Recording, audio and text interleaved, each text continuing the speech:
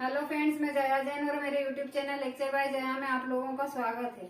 Friends, कल के lecture में मैंने आप लोगों को जिस तरह से हिंदी भाषा का विकास और प्रादुर्भाव के बारे में बताया था, आज उसी से आगे का लेक्चर है। जो कल क्लास कंप्लीट नहीं हो पाई थी वो आज हम आगे कंप्लीट करेंगे। यूं तो वो कंप्लीट उसकी तरह से हो गई थी, लेकिन उसमें बहुत सारी बातें छूट गई थी जो आज आप लोग वो पूरी देखोगे। और कल का आपने जो नोट नहीं कर पाया था वो आज नोट कर लेना। ये मैंने चार्ट बनाया है, ये भाषा के ऊपर से डिपेंड है और इस पे बहुत सारे प्रश्न बनते हैं, तो ये आप अच्छे से नोट करना सिर्फ कॉपी पे नहीं, दिमाग में भी नोट करना। तो आप लोगों को ये हिंदी भाषा का विकास किस तरह से हुआ ये सब याद हो जाएगा। और अब हम आगे पढ़ेंगे। ये जो बोलियां मैंने कल बताई थी आप लोगों को, ये कहाँ कहाँ किस क्षेत्र में बोली जाती है, तो वो मैं आप लोगों को बताऊंगी। और भी बहुत सारी बातें हिंदी भाषा के विकास से संबंधित आप लोगों को बताने वाली हूँ, तो आप पूरा वीडियो देखना।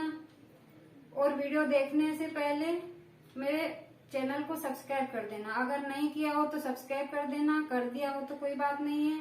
वीडियो अच्छा लगे तो लाइक करना, बेल आइकन को प्रेस करना, जिससे आपको नोटिफिकेशन मिलता रहे। कल मैंने आप लोगों को बताया था हिंदी विकास का क्रम क्या होता है, तो ये क्रम होता है। सबसे पहले संस्कृत भाषा बोली जाती थी, उसके बाद पाली, प्राकृत, अपभ्रंश, अवहट और फिर हिंदी भाषा बोली गई। अपभ्रंश के कई बोलियां सामने आई अपभ्रंश की, तो ये शौरसेनी, पेशाची, ब्राह्मण, मागधी, अर्धमागधी, महाराष्ट्री, ये सब अपभ्रंश है। अपभ्रंश की बोलियां कही जाती है और इनसे और भी बोलियां बनने लगी जो आधुनिक बोलियां कही जाती है। अब ये जो लिखी गई है वो तो आप नोट कर ही लेना। उसके बाद ये बात करते हैं कि ये किस क्षेत्र में बोली जाती है। ये बहुत ही महत्वपूर्ण है क्योंकि इससे भी पूछा जाता है। ये पूछा जाता है कि पूर्वी हिंदी किस क्षेत्र में बोली जाती है। पता चला कि भारत में 3000 भाषाएं बोली जाती है और उन 3000 भाषाओं में हिंदी सबसे श्रेष्ठ है, इसीलिए इसको राजभाषा, राष्ट्रभाषा का दर्जा दिया गया। सभी दूर मातृभाषा इसे नहीं है क्योंकि अलग अलग प्रांतों में अलग अलग क्षेत्रीय भाषा बोली जाती है, लेकिन राष्ट्रभाषा और राजभाषा हमारी हिंदी ही है। भाषा के आधार पर हिंदी भारोपी परिवार की भाषा है। अब ये भारोपी परिवार क्या होता है, अगर आपने नहीं सुना है तो आप समझ नहीं पाएंगे, तो बता दूं 73% लोग भारोपी परिवार के हैं, यानी कि हिंदी भाषा को बोलते हैं। हिंदी भारोपी परिवार की भाषा है। और अगला भाषा परिवार है द्रविड़, तो 25% द्रविड़ परिवार के हैं। अगला है आस्ट्रिक, तो 1.3% आस्ट्रिक समुदाय से बिलोंग करते हैं। और सबसे कम है चीनी तिब्बती, तो चीनी तिब्बती भाषा बोलने वाले सबसे कम लोग हैं, 0.7%। तो मैंने 4 भाषा परिवार बताए आप लोगों को, कौन कौन से, भारतीय, द्रविड़, चीनी तिब्बती और आस्ट्रिक। हिंदी भाषा को 3 कालों में विभाजित किया गया है। प्राचीन काल जो 1100 से 1300 ईस्वी तक, या फिर किसी बुक में 1100 से 1410 ईस्वी तक बताया गया है, तो जो ऑप्शन आए वो टिक करना है। इस काल के प्रमुख कवि हैं अमीर खुसरो। अमीर खुसरो का नाम इसलिए प्रसिद्ध है क्योंकि इन्होंने खड़ी बोली में लिखना प्रारंभ किया था। सबसे पहले हिंदी को हिंदवी शब्द से भी हमें अवगत कराया था। और दूसरे हैं इस काल के प्रमुख कवि चंद्रबरदाई। इनकी रचना है पृथ्वीराज रासो। 3 काल बताए, तो एक तो प्राचीन काल है, दूसरा मध्यकाल है और तीसरा आधुनिक काल है। प्राचीन काल के प्रसिद्ध कवि हैं अमीर खुसरो और चंद्रबरदाई। और मध्यकाल का समय है 1350 से 1850 और कहीं बुक में 1400 से 1870 भी लिखा मिलेगा आप लोगों को। इस काल के प्रमुख कवि हैं मलिक मोहम्मद जायसी। इनकी रचनाएं हैं पद्मावत, अखरावत, आखिरी कलाम। और कबीर इस काल के प्रमुख कवि हैं, तो इनको वाणी का डिक्टेटर भी कहा जाता है। कबीर दास जी को वाणी का डिक्टेटर सबसे पहले किसने कहा था, हजारी प्रसाद द्विवेदी जी ने। ये भी महत्वपूर्ण है, नोट कर लेना। और दूसरे कवि हैं तुलसीदास जी, सूरदास जी। सूरदास जी को अष्टछाप का जहाज कहा जाता है। अष्टछाप क्या है, वो उन्होंने एक मंडल बनाया था जिसमें 8 कवियों को शामिल किया था। उस मंडल के प्रमुख थे सूरदास जी। और तीसरा है आधुनिक काल। आधुनिक काल को भारतेंदु काल के नाम से भी जाना जाता है, या फिर भारतेंदु हिंदी भी कहा जाता है। आधुनिक काल जो कब से चला है, 1800 से लेकर अभी तक आधुनिक काल चल रहा है। आधुनिक काल से पहले, भारतेंदु काल से पहले अमीर खुसरो ने खड़ी बोली का उपयोग अपने लेखन कार्य में किया था। तो ये बात बहुत महत्वपूर्ण है। खड़ी बोली का प्रयोग शुरू से नहीं चला आ रहा है। पहले अवधी, अवहट और प्राकृत ये भाषाओं का उपयोग होता था। शुद्ध खड़ी बोली के प्रमाण कहाँ मिलते हैं? अमीर खुसरो और बंदा नवाज घेसुराज की रचनाओं में मिलते हैं, और कहीं पे भी खड़ी बोली का उपयोग नहीं किया जाता था। हिंदी के विकास में सर्वप्रथम फोर्ट विलियम कॉलेज कलकत्ता का योगदान बहुत रहा। इसके आचार्य गिलक्राइस्ट ने भारतीय भाषाओं का अध्ययन किया। ईस्ट इंडिया कंपनी प्रशासकों को हिंदी सिखाने के लिए उन्होंने व्याकरण और एक शब्दकोश की रचना भी की। किसने? गिलक्राइस्ट ने। इंसा अल्लाह खान ने रानी केतकी की कहानी को ठेठ बोलचाल की भाषा में लिखा था। लल्लू लाल की 14 रचनाएं बताई जाती है।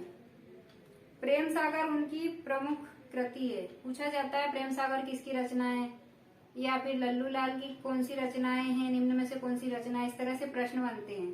सदल मिश्र ने नासिकेतोपाख्यान की रचना 1803 में की। एक और हुए सदा सुखलाल जी। इन्होंने अपने सहयोगी की तुलना में कम लिखा, तो इनकी प्रसिद्ध रचना है सुख सागर। सदा सुखलाल की सुख सागर, तो दोनों को रिलेटेड करके आप याद कर सकते हो। भारतेंदु पूर्व काल में हिंदी का पहला समाचार पत्र उदंत मार्तंड, जो जुगल किशोर जी द्वारा संपादित किया जाता था, कलकत्ता से 1826 ईस्वी में प्रकाशित हुआ था।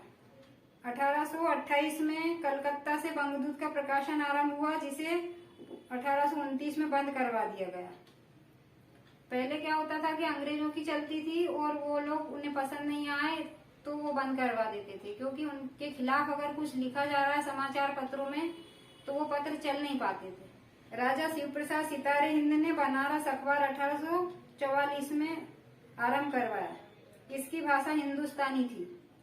तो फ्रेंड्स, ये तो कुछ महत्वपूर्ण बातें मैंने आप लोगों को हिंदी से संबंधित बताई।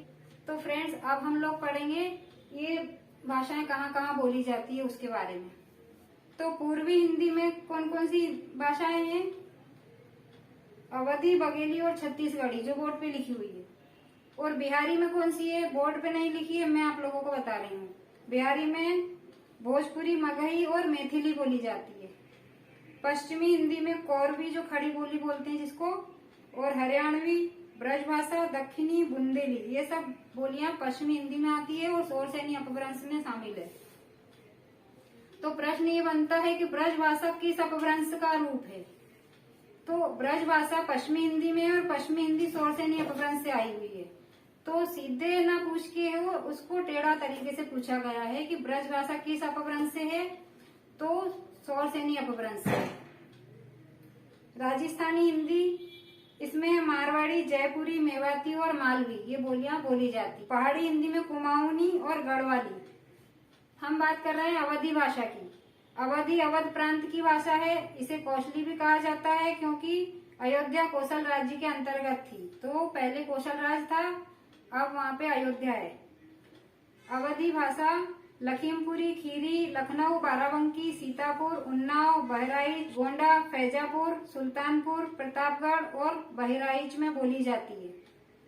तो ये नोट करते जाना हाथों हाथ, कहाँ बोली जाती है, कहीं से भी पूछ लिया जाता है। अब है ब्रज भाषा। तो ब्रज भाषा को बोली ना कहकर भाषा बोला जाता है, जबकि वो छोटे कम क्षेत्र में बोली जाती है। और खड़ी बोली सभी दूर बोली जाती है, राष्ट्र की भाषा है, तो भी उसे बोली कहा जाता है। ब्रज भाषा ब्रज प्रदेश में बोली जाने वाली सबसे समृद्ध भाषा या बोली है। ब्रज प्रदेश के अलीगढ़, आगरा, मथुरा, बुलंदशहर, एटा, मैनपुरी, इटावा तथा राजस्थान के भरतपुर जिलों में ब्रज भाषा प्रचलित है। ब्रज भाषा का साहित्य में प्रयोग नाथ और संत साहित्य में मिलता है। मध्यकाल में ब्रज भाषा साहित्य का प्रमुख माध्यम बनी, तो भारतेंदु युग तक इसमें काव्य की रचना होती रही। भक्ति काल ब्रज भाषा का स्वर्ण युग कहलाता है। सूरदास ब्रज साहित्य के प्रतिनिधि कवि थे। सूरदास ने अधिकतम रचनाएं ब्रज भाषा में की है। और जो भक्ति गीत या भक्ति संगीत या फिर भक्ति के लिए जिन लोगों ने लिखा, वो सब ब्रज भाषा में ही लिखते थे। आधुनिक काल में खड़ी बोली के उदय होने पर ब्रज भाषा धीरे धीरे ब्रज प्रदेश में सीमित होकर बोली बनकर रह गई। पहले ये सभी दूर बोली जाती थी ब्रज भाषा। एक बहुत बड़ा व्यापक क्षेत्र था इसका और अब सीमित क्षेत्र हो गया इसका। अब बात करेंगे खड़ी बोली की। खड़ी बोली क्या होती है? अक्खड़ भाषा होती है। प्राचीन कुरु जनपद खड़ी बोली का मूल केंद्र है। आधुनिक काल में मेरठ, दिल्ली इसका प्रमुख केंद्र है। इसके अलावा सहारनपुर, मुजफ्फरनगर, मुरादाबाद, बिजनौर तथा रामपुर में खड़ी बोली प्रचलित है। बुलंदशहर और देहरादून का कुछ भाग भी खड़ी बोली के क्षेत्र में आता है। खड़ी बोली का आरंभिक रूप अपभ्रंश साहित्य से पता चलता है। 14वीं शताब्दी में अमीर खुसरो खड़ी बोली के सर्वप्रथम कवि हुए। बाद में खड़ी बोली अपना जनपदीय रूप छोड़ते हुए परिष्कृत होती गई और आज हिंदी के रूप में सर्वप्रचलित है। यद्यपि खड़ी बोली का मूल रूप आज भी मेरठ और उसके आसपास जिलों में प्रचलित बोलचाल की भाषा में सुरक्षित है। मतलब कि मेरठ के आसपास के इलाकों में खड़ी बोली ही बोली जाती है क्षेत्रीय भाषा के रूप में भी।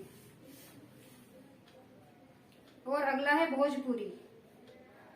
तो भोजपुरी बिहारी हिंदी और कौन से अपभ्रंश से शामिल है? मागधी। मागधी अपभ्रंश में बिहारी शामिल है और बिहारी की बोली है भोजपुरी। अगर प्रश्न में पूछा जाए कि भोजपुरी किस अपभ्रंश से है तो आप बताएंगे मागधी। भोजपुरी का क्षेत्र अत्यंत विस्तृत है। उत्तर प्रदेश में बनारस, गाजीपुर, देवरिया, गोरखपुर, बलिया, आजमगढ़, जौनपुर, मिर्जापुर, बस्ती के कुछ भागों में भोजपुरी बोली जाती है। बिहार, शाहाबाद, सारण तथा झारखंड में रांची, चंपारण भोजपुरी के क्षेत्र हैं। विदेशों में भी कई जगह बोली जाती है। तो Mauritius, Suriname, Trinidad, Guana, Fiji में भी भोजपुरी बोलने वालों की संख्या लाखों में है। पूर्वी क्षेत्र के मजदूर कामगार ही अपनी भाषा भोजपुरी को इन देशों में ले गए थे। तो वहां कैसे गई ये भाषा? यहाँ के जो कर्मचारी, जो काम करने वाले वहां गए और उन्होंने बोलना शुरू किया। वहां के लोगों को भी अच्छा लगा तो भोजपुरी बोलने वालों की संख्या बढ़ती गई। अब है कुमाऊनी। हाँ तो फ्रेंड्स, कुमाऊनी किस अपभ्रंश से है? तो कुमाऊनी शोरसेनी अपभ्रंश से है। पश्चिमी हिंदी की बोली कही जाती है। कुमाऊनी उत्तरांचल में कुमाऊं क्षेत्र की पहाड़ी भाषा है। इसके अंतर्गत नैनीताल, पिथौरागढ़, अल्मोड़ा और हल्द्वानी के क्षेत्र आते हैं। हिंदी की तरह इसका उद्गम भी शोरसेनी अपभ्रंश से हुआ है। जैसा मैंने अभी हाल आपको बताया, बोर्ड पे लिख रखा है मैंने।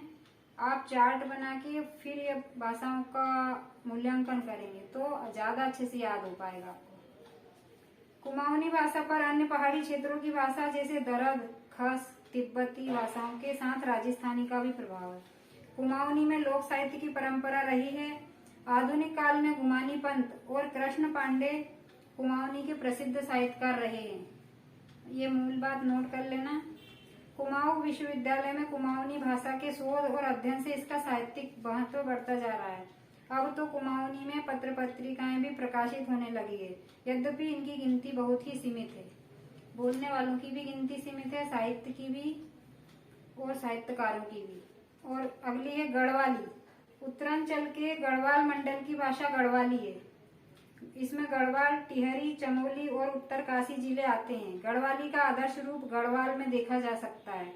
कुमाऊनी की तरह गढ़वाली भी लोक साहित्य की परंपरा रही। लिखित साहित्य इसमें सीमित मिलते हैं। अगला है मैथिली। 8वीं अनुसूची में 22 भाषाओं को शामिल किया गया था, जिसमें बोडो, डोंगरी, मैथिली ये भी बाद में शामिल की गई थी। मिथिला क्षेत्र की बोली मैथिली कहलाई।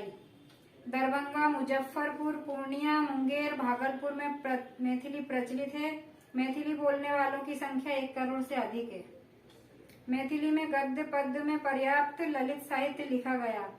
लोक साहित्य भी पर्याप्त है। विद्यापति मैथिली के प्राचीन कवि हैं। मैथिली में आधुनिक साहित्य भी लिखा जा रहा है और पत्र पत्रिकाएं भी प्रकाशित होती रहती हैं। बघेली 12वीं शताब्दी के बघेलखंड राज्य की भाषा बघेली है, जो आज भी रीवा और उसके आसपास के क्षेत्रों में बोली जाती है। वर्तमान में बघेली का क्षेत्र झारखंड राज्य में आ गया है। बघेली और अवधी के व्याकरणिक विशेषताएं बहुत ही समान है, अतः भाषा वैज्ञानिक इसे अवधी की ही एक उपबोली मानते हैं। तो जो पूर्वी भाषाएं, पूर्वी हिंदी की भाषाएं हैं, उसमें है अवधी, बघेली और छत्तीसगढ़ी। तो अवधी और बघेली लगभग समान है। अब है छत्तीसगढ़ी। वर्तमान छत्तीसगढ़ राज्य की रायपुर, बिलासपुर, दुर्ग, राजनांदगांव आदि जिले छत्तीसगढ़ी बोली के क्षेत्र हैं। कभी चेदी वंश के राजाओं के नाम पर इसका नाम चेदिसगढ़ था, जो लोक भाषा में छत्तीसगढ़ हो गया। छत्तीसगढ़ में भी लिखित साहित्य का अभाव है, लोक साहित्य की परंपरा अवश्य है। अगला है हरियाणवी। हरियाणा राज्य की प्रमुख भाषा हरियाणवी या हरियाणी ऐसी बोली जाती है। इसके बोलने वालों में हरियाणा के जाटों की संख्या अधिक है, अतः इसे जाटू भाषा भी कहा जाता है। अनेक भाषा वैज्ञानिकों ने हरियाणवी को स्वतंत्र भाषा न मानकर खड़ी बोली की ही उपबोली माना है, क्योंकि हरियाणवी और खड़ी बोली की ध्वनियों में काफी समानता है। जो हरियाणी लोग बोलते हैं ना, वैसे ही खड़ी बोली बोली जाती है, थोड़ा सा ही हेरफेर होता है, तो इसे खड़ी बोली का ही रूप माना जाता है। हरियाणवी बोलचाल की भाषा रही है, अतः लिखित साहित्य का इसमें अभाव है। तो जितनी भी बोलियां हैं उनमें लोकगीत और लोक भाषाएं तो प्रचलित है, लेकिन साहित्य सभी भाषाओं में नहीं लिखे गए हैं। किसी किसी भाषा में साहित्य ज्यादा लिखे गए हैं, किसी में कम लिखे गए हैं, थोड़े थोड़े सभी में है, लेकिन लोकगीत सभी भाषाओं में बोले जाते हैं। क्षेत्रीय भाषाओं में भी लोकगीत बोले जाते हैं। तो इस तरह से भाषा का विकास, भाषा से बोली, उपबोली, ये सब परिवर्तन हुआ है। तो फ्रेंड्स, आज मैंने हिंदी के बारे में आप लोगों को बहुत सारा समझा दिया है। अगर आप लोगों को थोड़ा भी याद रहा और एक दो प्रश्न भी आपके बनते हो तो मुझे बहुत खुशी होगी। अगर आपने ये वीडियो 3 बार देख लिया तो आपको ये पक्का रटा जाएगा, क्योंकि बहुत ज्यादा कठिन नहीं है। इसमें सिर्फ ध्यान ये देना है कि कौन सी बोली कहाँ पे बोली जाती है, इसी से ही प्रश्न बनते हैं। इतना सारा लेक्चर सिर्फ इसलिए दिया गया है कि इसमें से जो प्रश्न बनते हैं वो आप नोट करो। मैंने आप लोगों को ये पढ़ के सुनाया है, प्रश्न बना के और याद करना आपका काम है। तो फ्रेंड्स, मेरा वीडियो अच्छा लगे तो लाइक करना, चैनल को सब्सक्राइब करना और बेल आइकन को प्रेस करना। नोटिफिकेशन मिलेगा तो आप ज्यादा अच्छे से पढ़ सकोगे। इसलिए थैंक्स फॉर वॉचिंग वीडियो।